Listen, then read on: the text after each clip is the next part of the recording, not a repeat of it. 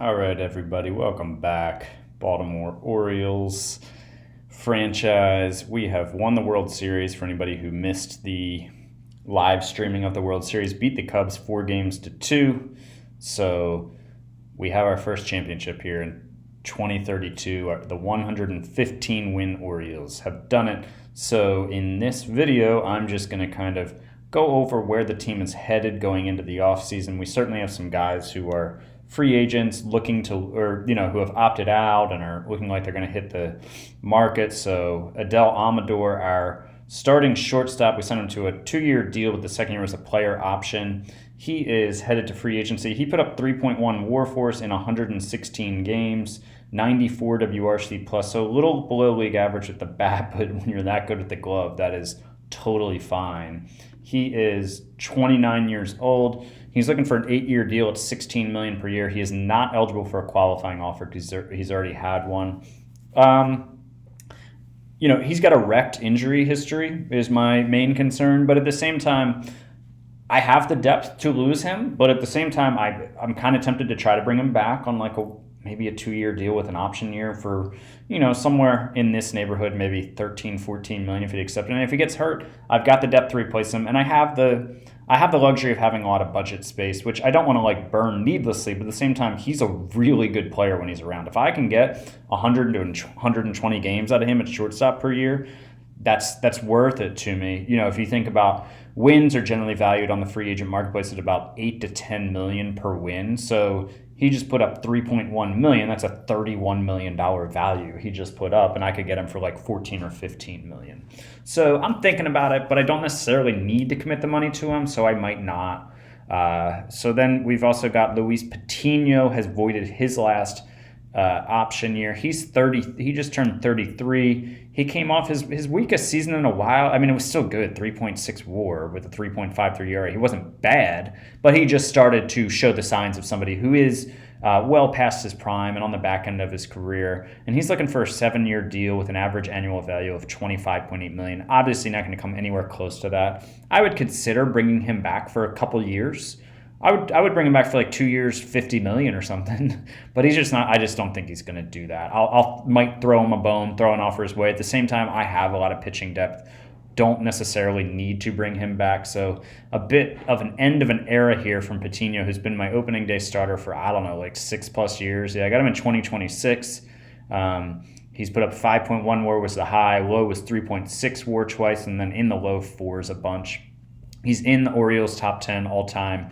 WAR for pitchers is with 48.6. He's somewhere in the top 10, as well as strikeouts that's his career. His 28.8, and then his 1172 strikeouts also places him on the Orioles leaderboard. But I think this is just a time where the qualifying offer is probably going to make more sense than any deal we could get for him, or get him for. And so let's look at the rest of the pitching staff. You'll see over here I also have Jesus Corrales down here. He's a free agent. He's been great for us. These are really arguably our top 2 pitchers.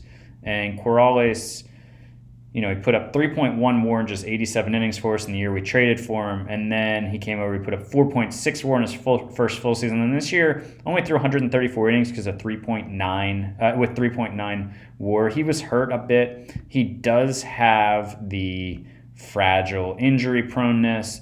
He missed 2 different periods. He missed 3 weeks and then a week with a sore elbow this year. He's had elbow ligament reconstruction surgery. He's got a bad back. He's missed time with back stiffness twice this year, and also a sprained ligament in his elbow. I'm really wary of that. I mean, he's great. He's so good for Camden Yards with that 70 movement. But, there's just no way that I'm going to offer him 9 years at $32.5 million. Again, since I have a huge amount of budget room, I've got, I think over 80 million, 82 million for extensions.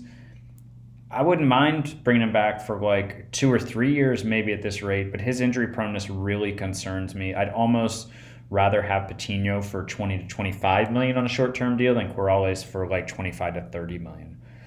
But he was a great player. He is eligible for a qualifying offer, so we'll likely get a draft pick for him too. I think at this point just doesn't make sense to bring him back because of those elbow concerns and because, he missed 5 different times he was hurt this year between his elbow and his back. So, pretty big hit to the pitching staff here, but our pitching staff is still looking good. We got Aguilar, Schilt, Donovan, who were all just phenomenal for us this season. 5.4, 4.7, and 3.9 WAR between those three. And then Caldera, who only made 7 starts. He pitched 119 innings, 3.7 WAR would slide in to our number 4 spot. And the 5 spot, not totally sure yet. One thought is I might bring back Christopher Sanchez because he's got great movement. He is 35, but he's an Iron Man. He's not going to get hurt. He was fine out of our bullpen. He was kind of like insurance for us. And I think I could probably get him to possibly take a 1-year deal, maybe a 2-year deal with an option for maybe like 14 to 15 million. I think that makes more sense to sign him as a 5th starter than to go out and try to bring back Corrales or Patino at this point. So I think that's the most likely thing, is Sanchez slots in as the 5. And then a few other guys will kind of compete for the long man slot.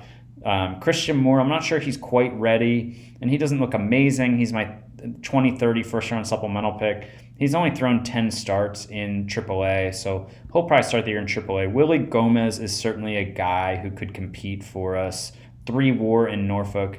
He's not amazing. Sanchez is better than all these guys, I think, which is why I want to bring him back. Brandon Harp is another guy who will compete. He had a really nice season at Norfolk, but my scout doesn't think the world of him. He's my first-round pick in 2029, but he's a guy who will kind of compete for spot in my bullpen. Other guys who will compete: Steve Martin, Sacco Voot, Jake Crozier. All those guys look like they have a decent shot to be kind of the last guy in my bullpen, because I do only need 1 bullpen arm. You can see I've got 1, 2, 3, 4, 5, 6, 7 guys returning.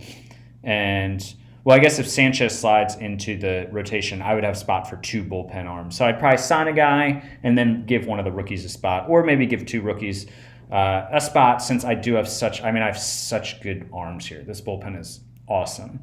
So that's the plan with the pitching. Is, again, this will be my rotation, I think, with probably Sanchez. I could always look to bring in a beast starter on a trade, but looking around, I haven't really seen much that seems to make sense price-wise. So over to the lineup side of things, Trujillo will be back as my catcher. Sawmell will probably be back to back up.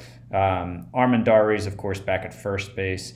Infield is a little bit up in the air. Depends on what happens with Amador. If Amador leaves, then Angeletta slides from second to short, where he can play short. He's a 70 rated. 65 range is pretty good, but his error and his double play are outstanding. His arm is fine. I think he's totally passable as a shortstop, and his fielding stats have been good there, most importantly. Let me go ahead and look at his career stats. So career stats, shortstop, he's played 69 starts, nice, with 82 games total. And he's got a plus 2.1 zone rating. So that's maybe like if he played a full season with 150 starts, I don't know, maybe like a plus 4.5, plus 5 zone rating, which is not like going to win him a gold glove, but he's helping the team. He's a positive value at shortstop, so he's already there. That would put Sandoval at second base, who kind of split time with Angeletta this year in his rookie year, put up 2.4 WAR.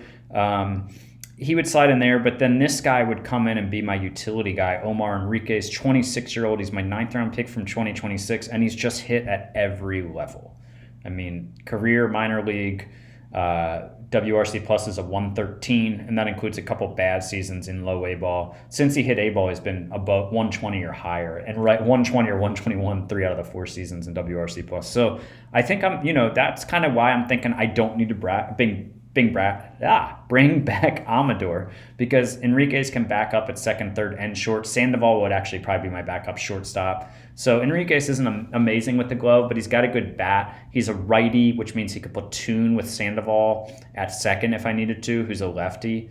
And Sal Stewart will be back at third base. So I could also bring back Amador to add depth to the club, put him at short. Angeletta and Sandoval platoon at second again, and Enriquez is in the minor leagues, and he comes up if anybody gets hurt. If I want to keep the team super deep, that's a decent option. I might do that. It's probably what the LA Dodgers would do, who always, every time they sign people, it's like, what? Like, why are they, they have such a deep team, and now Gavin Lux isn't going to be able to make the team, or, now Chris Taylor is going to be a bench player, really? Or Max Muncy doesn't have an everyday job. Those kind of things with the Dodgers, where it's like they just accumulate as much talent as they can. And it's not that I need Amador, it's just that it accumulates more talent and makes my roster deeper. So that's my thought on possibly bringing him back.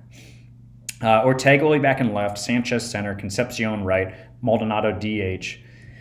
Ethan Weinberger, our World Series MVP, who had his job stolen from him and had a little bit of a down year. He's now 30. He's going into his last year of arbitration. And I actually already signed him to a $9.3 million deal. I think I'm probably going to deal him away because I just don't need him. I started looking around and there's not a ton that I'm going to get for him. Like I started looking to see like, okay, what can I package with Weinberger to get like a really good starter? And I mean, teams just don't value a 30-year-old corner outfielder coming off a down year corner outfielders, the last 2 years he's put up 2.9 and 1.6 WAR, WRC plus of 116 and 109. You can find those guys. You can find these kind of guys. So teams aren't going to be itching to pay one of them over $9 million with only 1 year of team control. I might be able to get back a couple decent like relief pitching prospects, basically is what it looks like. But that's fine.